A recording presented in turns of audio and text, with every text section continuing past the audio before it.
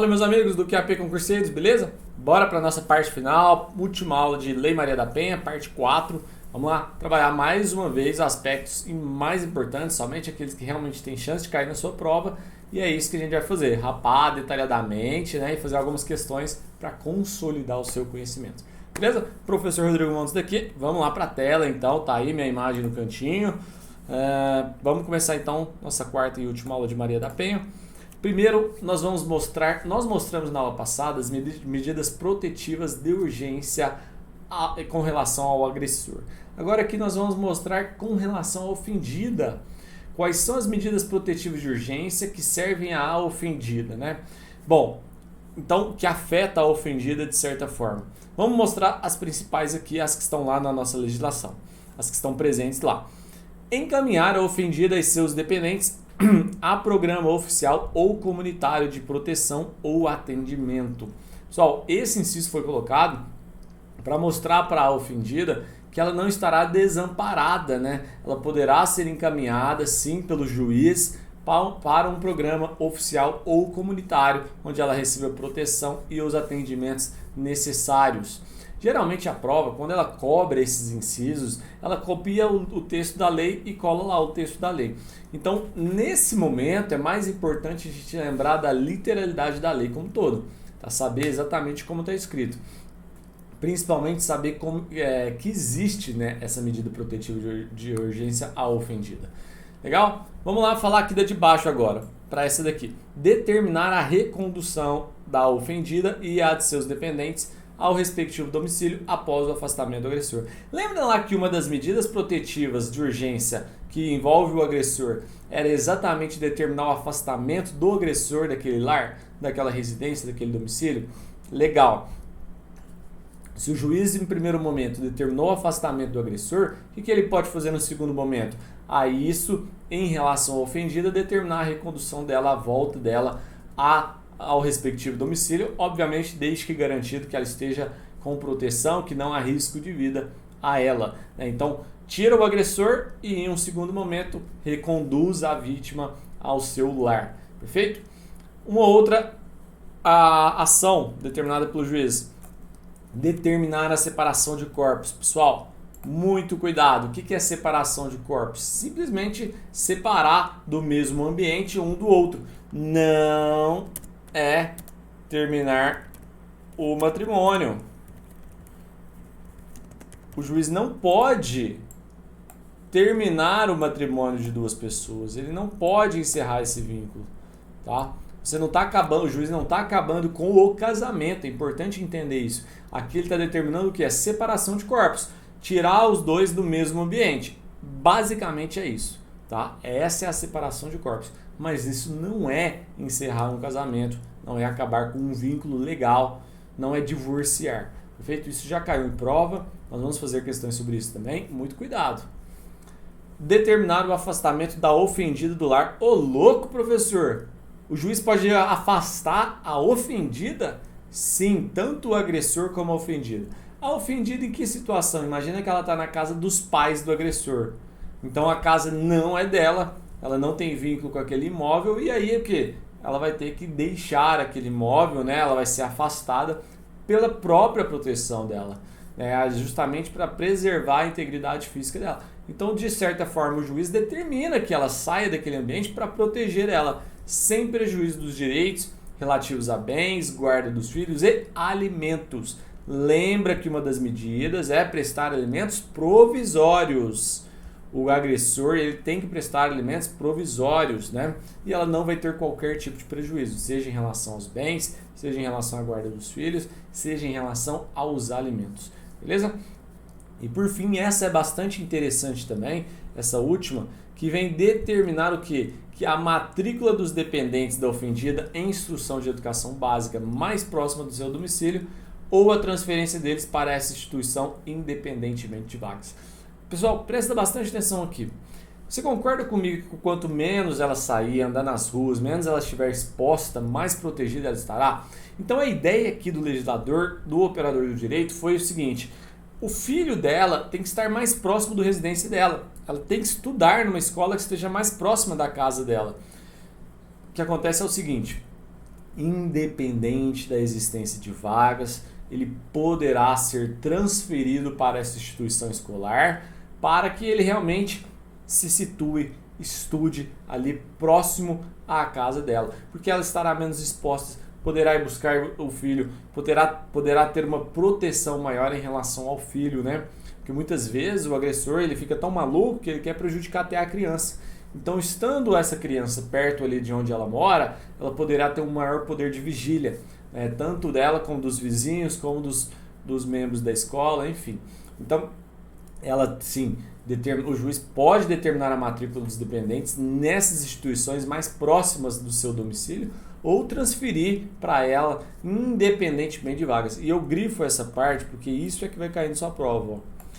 O que o membro da banca ele vai fazer? Ele vai trocar esse independente por somente se existir vaga. Pessoal, não tem essa necessidade de existir vaga. Aqui nós estamos protegendo a vida. Né? Então, em casos de ofensa relacionados à violência doméstica familiar, não estou querendo nem saber se tem vaga ou não. O juiz determinou, ele vai ser transferido para essa escola, independentemente da existência de vaga. Isso que você tem que colocar aí na sua cabeça, porque isso vai cair na sua prova. Beleza? Show de bola. Então, aqui quando a gente termina um slide desse, peço que vocês pausem, fechem os olhos e tentem repetir aquilo que a gente falou, pelo menos os 5, né? Não repetir exatamente como eu falei, mas tentar lembrar dessas 5 medidas protetivas de urgência à ofendida. Então vai lá, ó, determinar a separação do corpus, encaminhar a programa oficial comunitário, determinar a recondução ao lar da ofendida, determinar a matrícula dos dependentes na instituição escolar mais próxima, determinar o afastamento da ofendida do lar, beleza? Então faz esse trabalho de memorização, fala 1, 2, 3, quantas vezes for necessário, porque aí você vai jogando para a memória de longo prazo e você não esquece mais. Beleza? E ainda, o que o juiz pode determinar para proteger os bens materiais patrimoniais da ofendida? Pessoal, aqui ele vai defender exatamente o patrimônio da ofendida. Ó. Primeiro, o juiz pode determinar que seja restituído os bens indevidamente subtraídos pelo agressor à ofendida. Então, muitas vezes o agressor ele vai lá e subtrai vários bens dela para ela ficar sem nada, para ela sair no prejuízo, para ela sentir. A ideia do agressor muitas vezes é que ela não tenha saída e volte para ele, que não tenha dinheiro, não tenha nenhum dos bens. Então o agressor muitas vezes faz isso para prejudicar ela e para que ela volte para ele. Então muito cuidado, pessoal. Aqui ele deverá restituir todos os bens que foram subtraídos ou destruídos pelo agressor. Beleza? O próprio agressor vai restituir todos esses bens aí. Então é importante. E quem determina isso? É juiz. É decisão, pessoal. Se é decisão, juiz é que vai determinar isso. Perfeito? O que mais que vai ser determinado ali? Prestação de caução provisória mediante depósito judicial por perdas e danos materiais decorrentes da prática de violência doméstica e familiar contra a mulher. Olha só. Ele vai prestar um calção provisório, vai depositar judicialmente, né, por todas as perdas e danos que ocorreram decorrentes da prática de violência. Então, aqui é a mesma coisa do primeiro, pessoal, que nós comentamos. A diferença é que lá no primeiro foi subtraída, aqui foi o quê? Destruído, foi perdas e danos. Então, nesses casos de destruição, lá naquele primeiro, de subtração, ele já vai restituir imediatamente. Aqui, nesses casos de perdas e danos, vai se utilizar o quê? Um calção provisório mediante depósito judicial. E caso haja perdas e danos, será utilizado esse valor do calção deixado pelo agressor. Beleza? Então, de maneira geral, ele vai ter que restituir, seja subtraído, seja perdas e danos em relação aos materiais. Perfeito? Outro detalhe, suspensão das procurações conferidas pela ofendida ao agressor. É óbvio. No momento de agressão, no momento de violência, jamais o agressor poderá responder em nome dela. Isso é a procuração. Você responder no nome de outra pessoa. Então, pessoal, uma coisa importante, nunca o juiz vai determinar algo permanente para o resto da vida. Por exemplo, a parte de alimentos é provisória. O agressor vai, durante um período, prover alimentos provisórios. Agora, aqui é suspensão, não é permanente, pessoal. Suspensão da ideia de um prazo, de um período, tá? Então não é término das procurações permanente, mas sim uma suspensão por um período das procurações conferidas pela ofendida ao agressor. Tá? Então jamais o agressor poderá responder em nome dela, senão ele poderia prejudicar ela ainda mais. E por isso o juiz determina que encerre ali, suspense, né, na verdade, faça uma suspensão dessas procurações conferidas pela ofendida ao agressor. E também proibição temporária de qualquer novos atos, né, de compra, atos e contratos, compra, venda ou locação de propriedade em comum, salvo se o próprio juiz permitir.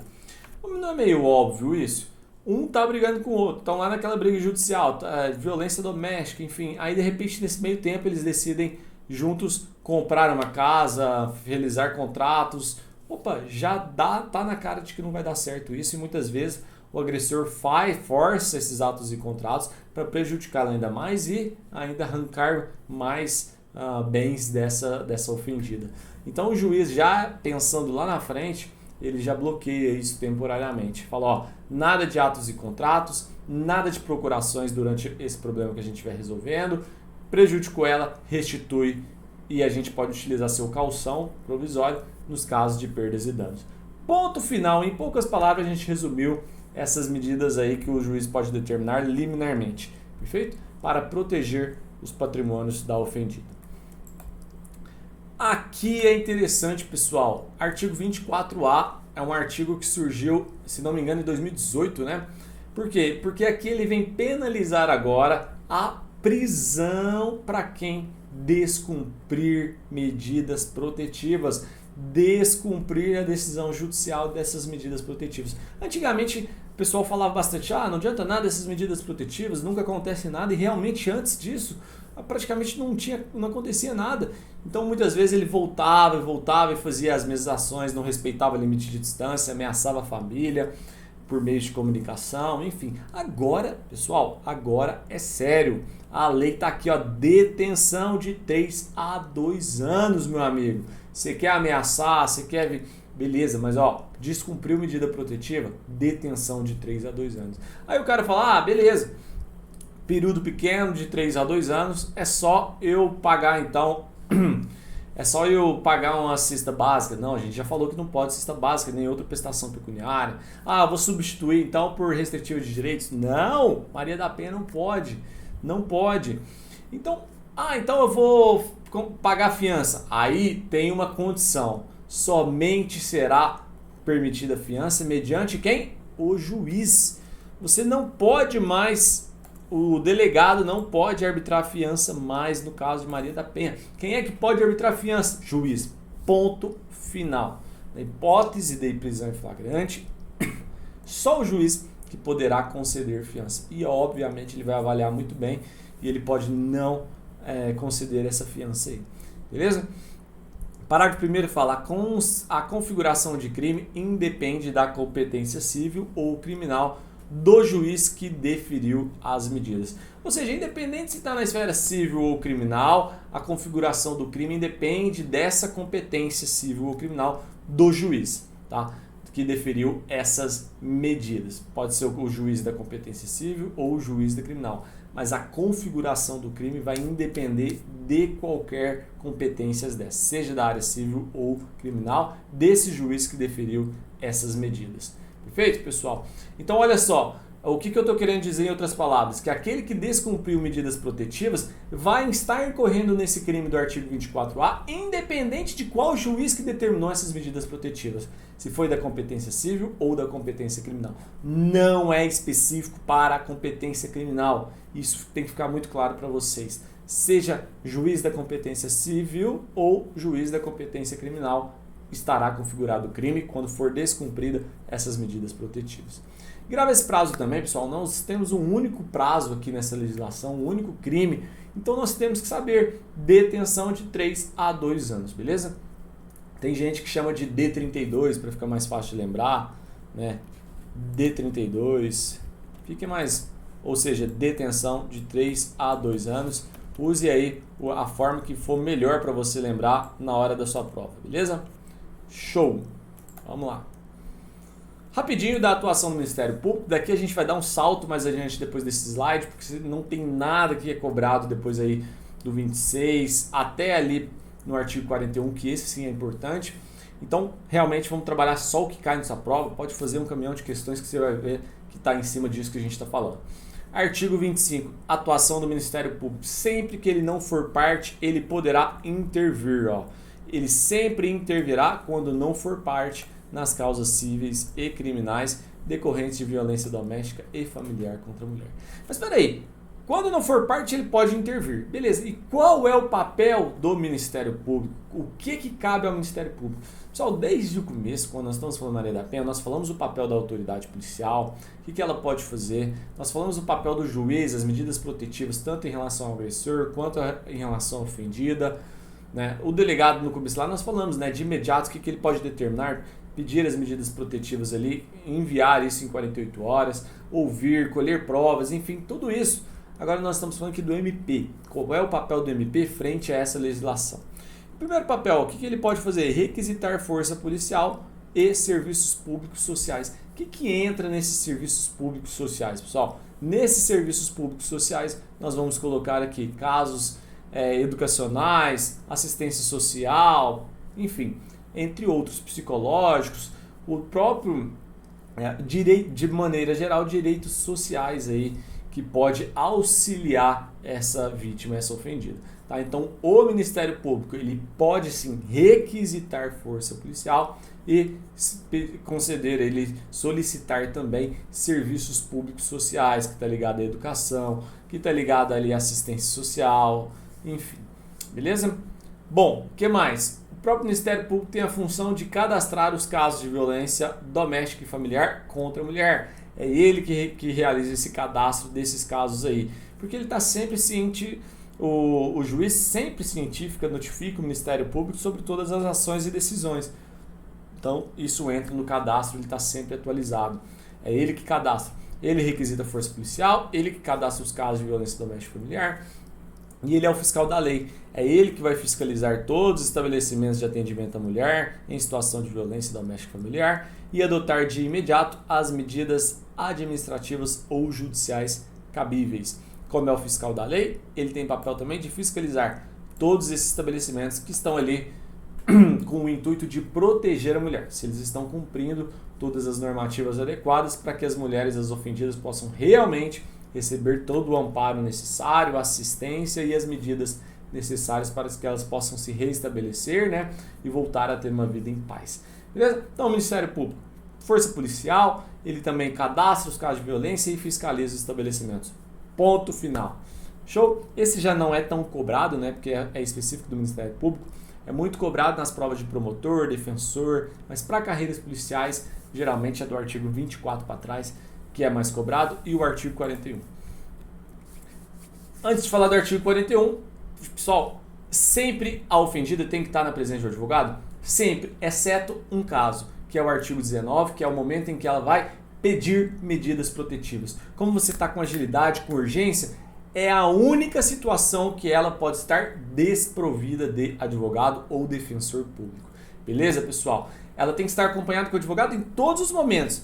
O único caso que é aceitável que ela esteja desamparada de advogado é no momento que ela vai pedir medidas protetivas. Porque você está no fervor, está naquele momento quente, acabou de ser agredida, está lá na delegacia, e aí nesse caso, para dar uma agilidade, ela pode pedir medidas protetivas mesmo sem estar amparada com o advogado. Nos demais casos, pessoal, sempre presente o advogado. Show de bola? E para a gente fechar a nossa legislação, um dos artigos mais importantes da nossa lei, pessoal, o artigo 41, é muito, mas muito cobrado, porque ele traz uma regra diferente das outras legislações. Olha o que ele fala. Aos crimes praticados com violência doméstica e familiar contra a mulher, independentemente da pena prevista, não se aplica o que, pessoal? Não se aplica o que, pessoal? Não se aplica o G-crime, beleza? Não se aplica os juizados especiais criminais. Professor, o que isso quer dizer em outras palavras? A Lei 9.099, o G-crime, ele traz alguns benefícios, né, a esses autores, considerando algumas regras. Por exemplo, nos casos de infração de menor potencial ofensivo, onde a pena máxima, né, ela não excede 2 anos, Como é o próprio caso que a gente viu lá no artigo 24A, né, de 3 meses a 2 anos, não excede 2 anos. Então caberia GCRIM se fosse uma regra normal. Só que a lei fala o quê? Violência doméstica não vai ter benefício nenhum esse autor. Quais benefícios ele teria? Ele teria transação penal, seria possível transação penal, ou seja, uma troca da pena praticamente, uma suspensão condicional do processo, está tudo previsto na Lei 9.099, suspensão condicional do processo, enquanto ele está lá respondendo esse processo, né, ele pedir uma suspensão, vai passar por um período de prova de 2 a 4 anos, né, esse processo estará suspenso, caso ele cumpra todas as regras, será extinta a punibilidade.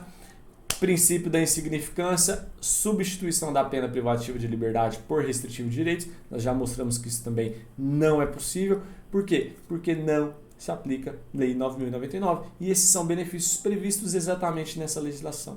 Então o artigo 41 quis dizer o seguinte: meu amigo agressor, você que fez tudo isso, esquece, você não terá nenhum desses benefícios. Aí questiona-se, professor, mas então por que é possível aplicar suspensão condicional da pena? Muito simples responder. A suspensão condicional da pena, pessoal, ela não está prevista no nosso na Lei 9.099. Ela está prevista no artigo 77 do Código Penal. Não se aplica a Lei 9.099, mas eu posso aplicar aquilo que está disposto no Código Penal. Beleza? Então, suspensão da condicional da pena, sim, é possível aplicar, porque está no artigo 77 do Código Penal e não na Lei 9.099. Olha que bizu sensacional para você gabaritar a Lei Maria da Penha. E com esse artigo, a gente fecha com chave de ouro mais uma legislação. Bora fazer algumas questões. Vou ter que sair da frente para vocês aí. Manda ver, ó. Pausa o vídeo e responde. Eu vou tomar uma água bem rápido e a gente já começa.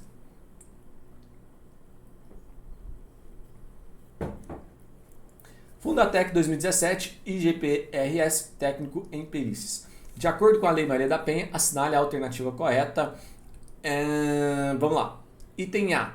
Aos crimes praticados com violência doméstica e familiar contra a mulher, independentemente da pena prevista, aplica-se a Lei 9.099.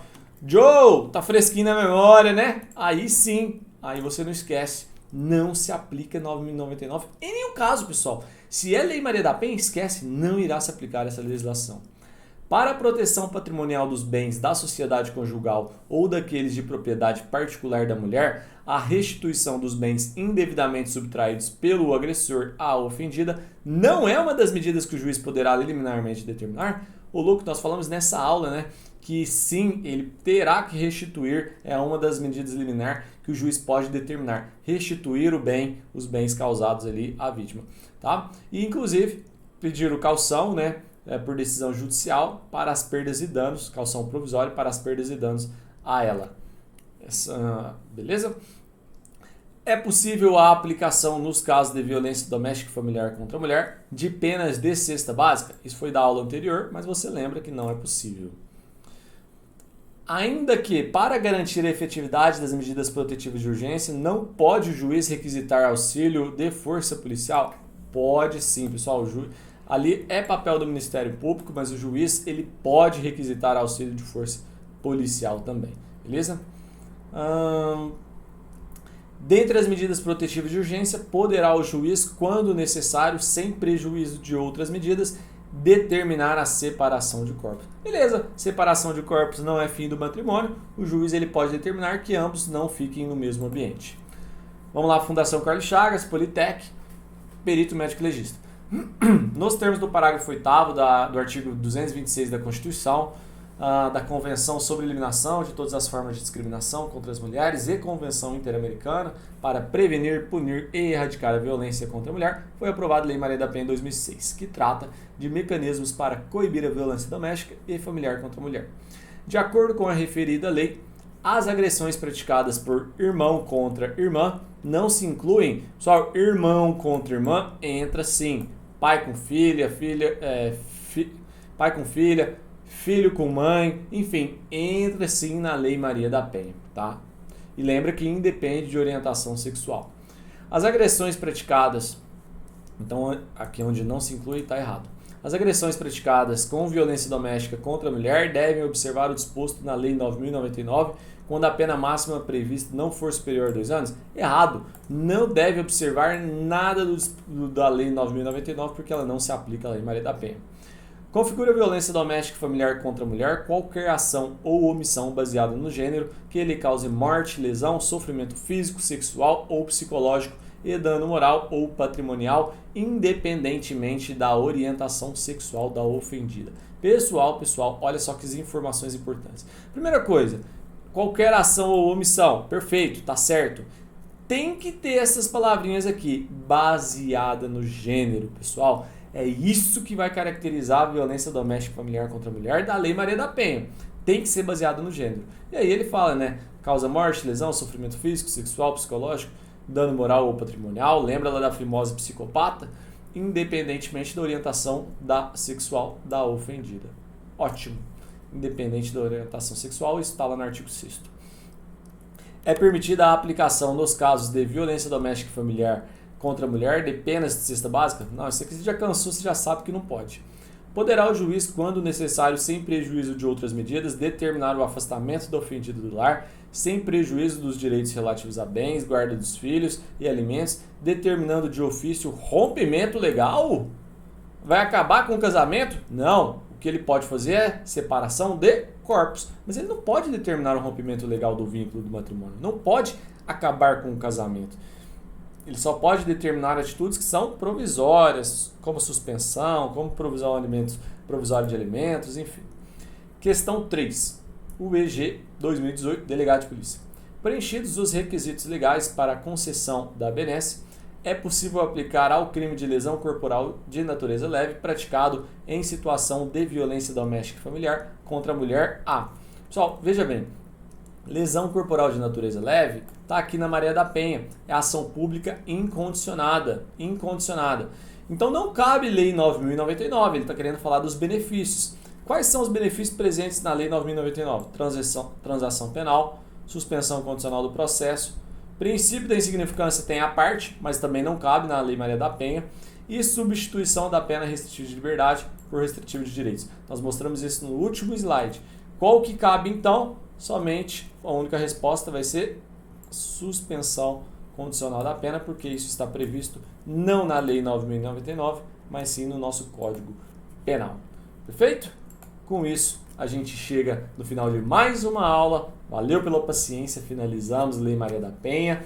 Vamos juntos, porque nós ainda temos algumas leis para trabalhar, para que você chegue com o seu edital praticamente com todos ali, com boa parte desses conteúdos estudados. E aí, meu amigo, é estudar uma coisinha ou outra a mais e mandar ver nas revisões e cada vez chegar mais perto do seu distintivo. Um abraço, até a nossa próxima aula. Valeu, tchau!